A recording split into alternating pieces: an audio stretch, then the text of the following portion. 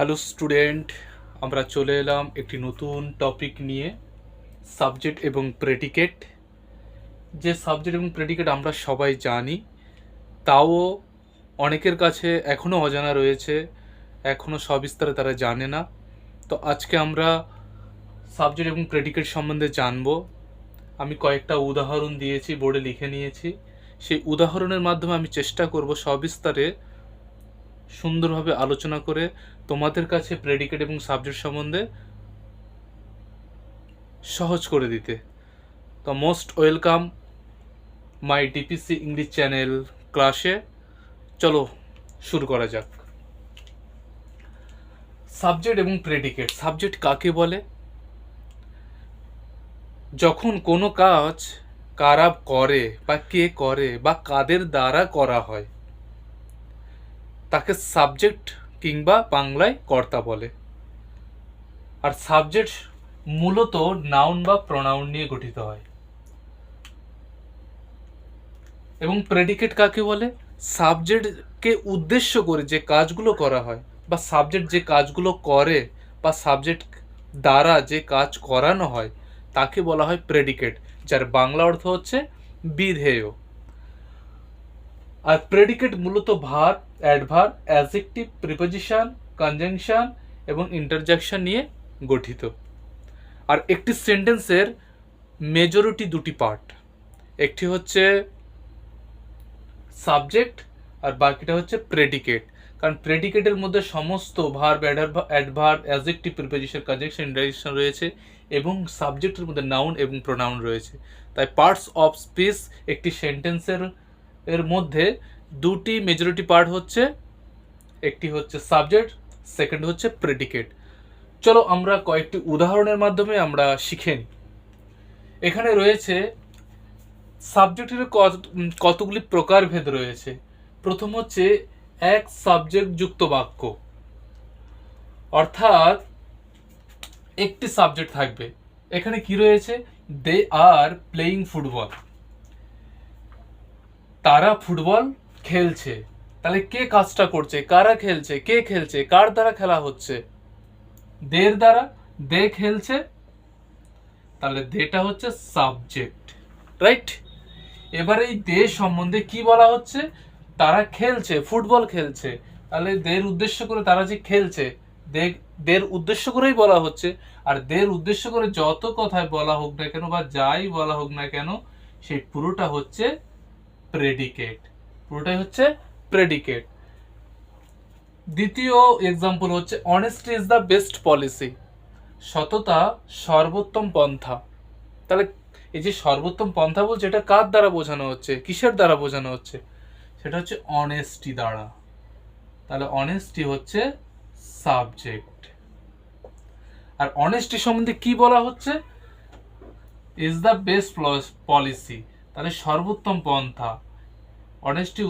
অনেস্টিকে উদ্দেশ্য করে এই কথাগুলো বলা হচ্ছে, তাহলে এটা হচ্ছে প্রেডিকেট।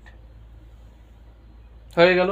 এবার হচ্ছে দুই বা টু বা কম্পাউন্ড যুক্ত বাক্য, মানে যেখানে দুটি সাবজেক্ট বা তার বেশি সাবজেক্ট থাকতে পারে। উদাহরণে রয়েছে, প্রথম উদাহরণে রয়েছে teachers and students agreed on the decision. একটা ডিসিশনে ছাত্রছাত্রী এবং শিক্ষকরা উভয়েই রাজি হয়েছে। তাহলে কারা রাজি হয়েছে বা কাদের দ্বারা রাজি হয়ে করানো হয়েছে? তাহলে টিচার্স এবং স্টুডেন্টরা রাজি হয়েছে। তাহলে টিচার্স অ্যান্ড স্টুডেন্টস হচ্ছে সাবজেক্ট এবং এগ্রিড অন দ্য ডিসিশন, এই পুরোটা হচ্ছে প্রেডিকেট। আশা করি সবাই বুঝতে পারছো। মামুনি and Sneha have done the work correctly. মামুনি এবং স্নেহা কাজটিকে কারেক্টলি অর্থাৎ সঠিকভাবে কাজ করে ফেলেছে। তাহলে কারা কাজ করেছে বা কাদের দ্বারা কাজটা হয়েছে? তাহলে যাদের দ্বারা হয়েছে বা যারা করেছে সেইটাই সাবজেক্ট, পুরোটাই সাবজেক্ট। অর্থাৎ হচ্ছে এটা কম্পাউন্ড সাবজেক্ট, দুটি সাবজেক্ট রয়েছে। আর এদেরকে উদ্দেশ্য করে বা এরা যে কাজটি করছে বা যে কাজটি করার চেষ্টা করছে, সেই কাজটি হচ্ছে প্রেডিকেট। আশা করি আস্তে আস্তে সবাই বুঝতে পারছো। এবার রয়েছে আরেকটি প্রকারভেদ রয়েছে সাবজেক্টের সাথে মডিফায়ার। মানে সাবজেক্টের সাথে এমন কিছু দিয়ে সেটাকে সাবজেক্টটাকে আর একটা মডিফায়ার করা হচ্ছে। যেমন দেখো দ্য ওল্ড ম্যান, এখানে দ্য ম্যান দিতে পারতো, কিন্তু তার সাথে একটু মডিফায়ার করে ওল্ড দিল। দাও বৃদ্ধ মহিলা, বৃদ্ধ লোকটি ইজ ফেন্টিং উইথ হাঙ্গার, ক্ষুধার্ত ছটফট করছে।